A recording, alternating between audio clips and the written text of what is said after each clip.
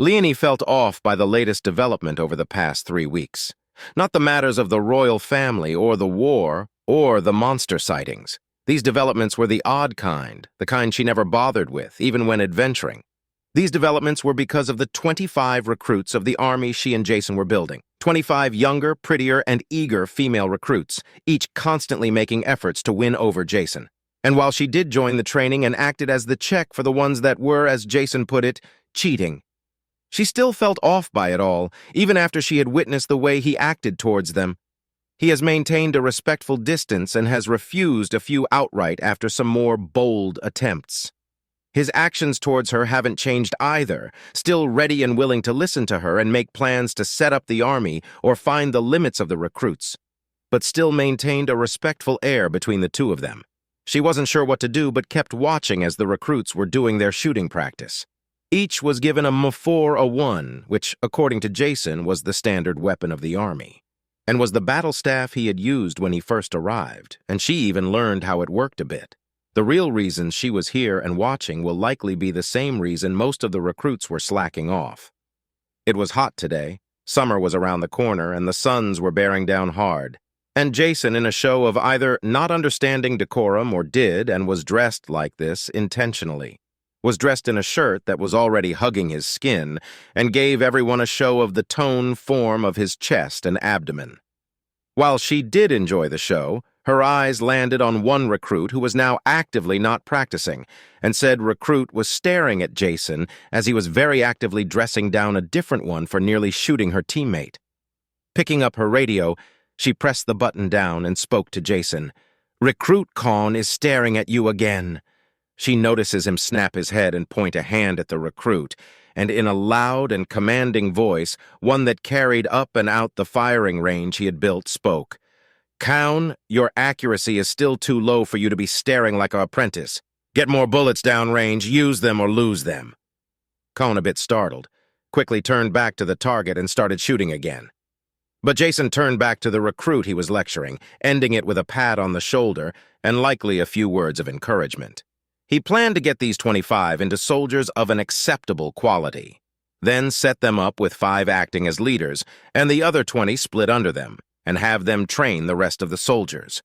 While they acted as the overall command, but according to him, it's taking longer than he wanted. The first week was terrible for the recruits, and she was sure at least all of them had tried in vain to use magic to get him. Mainly to get him to ease up on the week-long physical training he had them doing. After that first week, he eased up and added lessons on combat tactics and weapons usage, along with lessons on the usage of the equipment he had provided all of them, which included a plate carrier, helmet, radio, grenades, and the war carriage, which are called Humvees, and she learned how to use one while he taught them. But this was the end of the third week, and he had hoped they would be ready by now for, as he put it, a milk run. She noticed him looking exhausted and shaking at his shirt, likely to cool himself off, before he called a stop and told them to rack their weapons, go get some food, and go to the classroom after. The recruits did as told for the most part. A few asked to keep practicing, but she saw the sour notes on their face as he likely told them not to. She can't say she was surprised. He was a hard drill master and never let them act much on their initiative.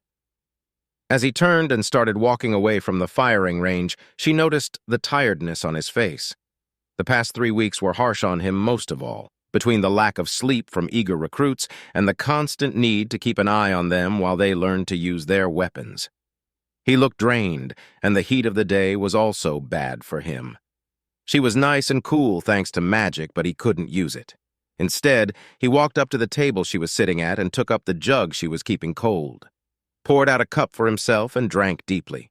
Leani failed not to stare at him as he drank, but looked away as he finished and started to take short sips of his second cup. "So, how are they doing?" Leani asked as she carefully looked a bit away to hide her blush. Jason let out a sigh and took a deep breath. "I want to have them get their feet wet with a fight, but they are only now realizing that those weapons are dangerous." He said back and turned and watched the recruits. "But they are taking to the lessons well, and all of them understand how to use the Humvees, and they are getting used to running with their kits on too." Leani thought it over. Over the last 3 days, 3 of the recruits had to make visits to the temples. 2 had gotten themselves shot in the arm, and 1 lost her finger when her battle staff went off. But Leani also remembered how quickly Jason treated them, to the point where getting to the temple was possible on foot, not that they walked there. Yeah, I have been keeping an eye out for potential fights or minor battles they can have, but with everything I have seen, they are not likely to win. She finally said back and glanced over the recruits, a bit sorrowful over their slow progress. It's okay. I was overestimating them, Jason said back in a comforting tone.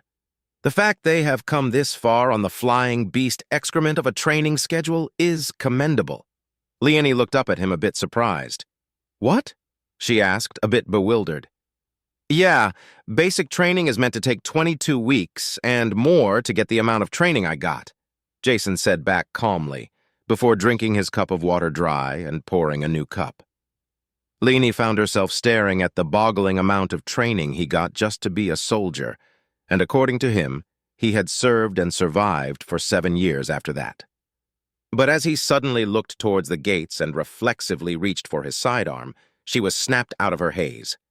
Looking back, she saw the rider that had just shown up, a rider carrying the heraldry of her sister, the heraldry of the newly minted crown princess, and the rider was looking around pointedly. Follow but don't fight. It's a messenger from the new crown princess, Leani said and got up. Watching the rider carefully as they approached, the rider was a young girl, likely in her early 30s to 40s. She is a messenger. She looks like she is 12, Jason asked quickly. Leani lost her stride and looked back to him and took an expression he had used a few times, one brow cocked and pointed at him. What? She looks like she is 12. I mean, yeah, I have seen 12-year-olds ride small beast for riding, but they aren't royal messengers, he said in a slightly uneasy tone. Jason, how old do you think I am? Leani asked in a sharp tone. I don't know. Maybe like mid-20, I think, he said nervously. Must be a racial thing then. She is likely mid-30. Leani then turned a bit back and added, and I am not that young. Leani's mind ended up drifting elsewhere while they walked over to the messenger. She had heard him claim to be 29 a few weeks ago, but thought it was a jest to anger her late sister. Now she wasn't so sure. Moreover, the new question of how long he can live cropped up. Locking her eyes on the messenger, she recognized her. She was one of the daughters of a rising lady whose army was successfully defending her domain, if only just. The messenger spoke up as soon as they had both reached earshot. 12th Princess, the Crown Princess has decided to grace your... She glanced about before looking back. Army with her presence she will be visiting in 2 weeks. Be ready to demonstrate the power you plan to lead to her plans for this war. She said, then wheeled her mount and rode off. Leani was pissed off by that, and the thought of having Jason shoot down the rider crossed her mind, but shook it free and turned to Jason.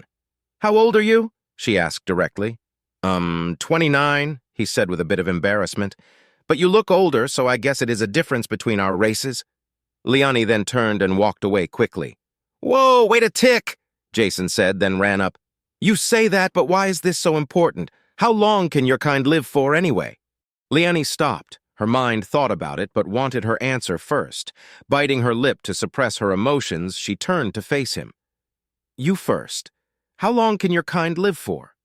Jason slowed, then stopped. He watched her carefully, clearly trying to read her expression. 80 or 90 on average, but some can live longer with a healthy lifestyle. Leani failed to suppress her shudder as her eyes went wide. His race lives for 1/10 of hers, and they are still capable of combat and thought. The understanding of the world is the longer you live, the stronger and more capable you are.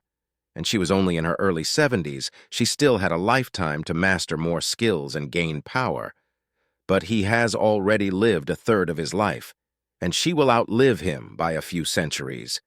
She shook her head and shut her eyes, not wanting to think about this, and not now. But a pulse ran through her as his hand touched her cheek, and his voice called out. You live longer than I do, don't you? He asked in that calm and gentle voice he had used after they had dealt with her late sister.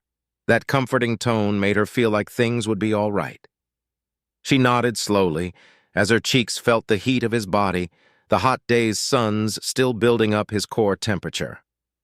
I am not going to ask how long or what your age is, but I will do my best not to judge with my eyes. However, I want you to know it will be an honor to serve you," he said before pulling his hand away. She opened her eyes and looked a bit up at him. His expression was a reassuring one he had given her a few times, a look of faith in her. Leani nodded and smiled. "Right, sorry about that. My kind can live for about 10 times yours, and I am only now truly into my adulthood. But I will do everything in my power to make your final years comfortable as long as you keep your promise to me." She had expected a curt nod or a quick affirmation, but instead she got something far more. Jason looked confused for half a second, then went to a knee, head bent down. "I, Jason Coleman, hereby pledge my life in service of Leani Wizall-Trix to act as her bannerman in times of war, and her advisor in times of peace, to never raise my arm against her or her heiresses, to stand and hold against all that would threaten her, and to carry out her orders without question. I make this pledge in sound mind and body. I will live as her blade in the darkness, the watcher on her walls, and the shield that guards her realm. I pledge my life and honor to her until its end." Leani was left stunned and swallowed hard before reaching down to his shoulder. She wasn't sure if his pledge would hold in her nation, but a pledge is a pledge, and as a princess, she had her part to play. "I, Leani Wizall-Trix, accept your pledge and will vow to act as a just and fair mistress over you, to guard and protect your home, and to hold you for as long as you are loyal." She took a step back. "Now rise as a knight of my household and take your place beside me as we march onward." Jason rose slowly, with the warmest smile his still sweaty form could manage. But the moment was interrupted as a slew of calls and cheers came from the side, where the whole gaggle of recruits had watched the whole thing. Leani smiled and softly spoke, "Stun grenades." Jason didn't hesitate and pulled his sidearm free, repeating her words, and started firing as soon as the oversized handheld battle wand beeped and spoke. "Stun ready," firing 3 stun grenades at the recruits, most of whom had the good sense to run back around the corner. This new weapon was a rulings giver, he claimed, but the sheer number of different magic shots it could use left her skeptical, to say the least.